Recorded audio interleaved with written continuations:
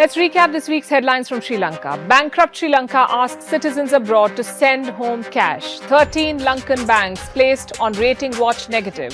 Sri Lanka defaults on $51 billion external debt.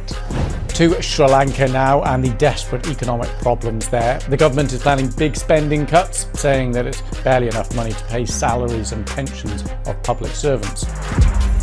For a fleeting second, you may have heard that there was a financial collapse and a subsequent uprising in the small island nation of Sri Lanka. But do you know what really happened? Country's most chaotic day in months of political turmoil.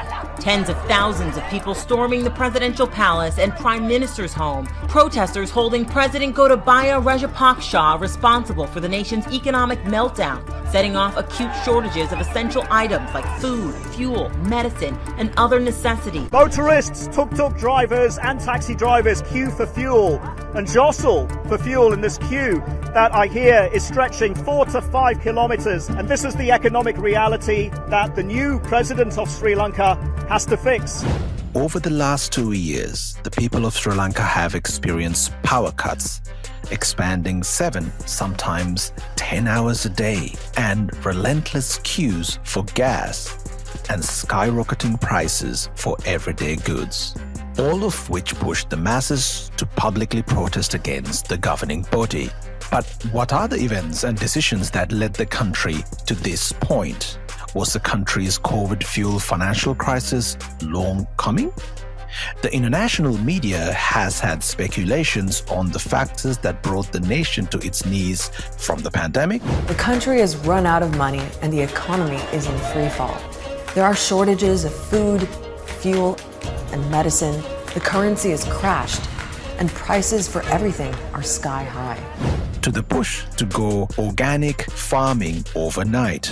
In April 2021, a ban was imposed. Sri Lankan government suddenly decided and declared that nationwide, no chemical fertilizers and pesticides will be imported anymore. All the farmers will have to use organic pesticides and fertilizers. To the Chinese debt. After the rebel war of 2009, Sri Lanka sought China's financial help. The country took loans worth $45 billion from various countries, including more than $8 billion from China.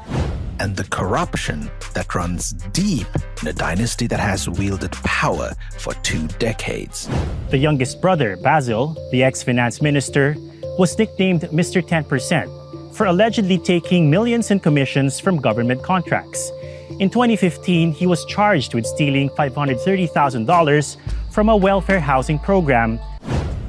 In this podcast, we probe into all the speculations with leading Sri Lankan politicians, both from the governing party and the opposition journalists, activists, and researchers. And I can assure you, what we found in these conversations will surprise you. It's been an interesting journey, revisiting my old memories of living in Sri Lanka during a civil war.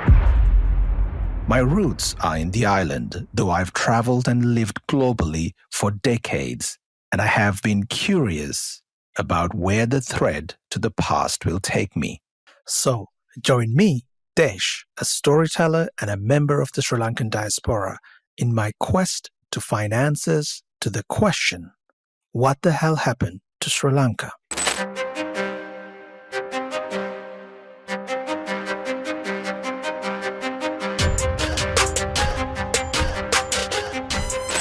Let's start at the beginning, the real beginning.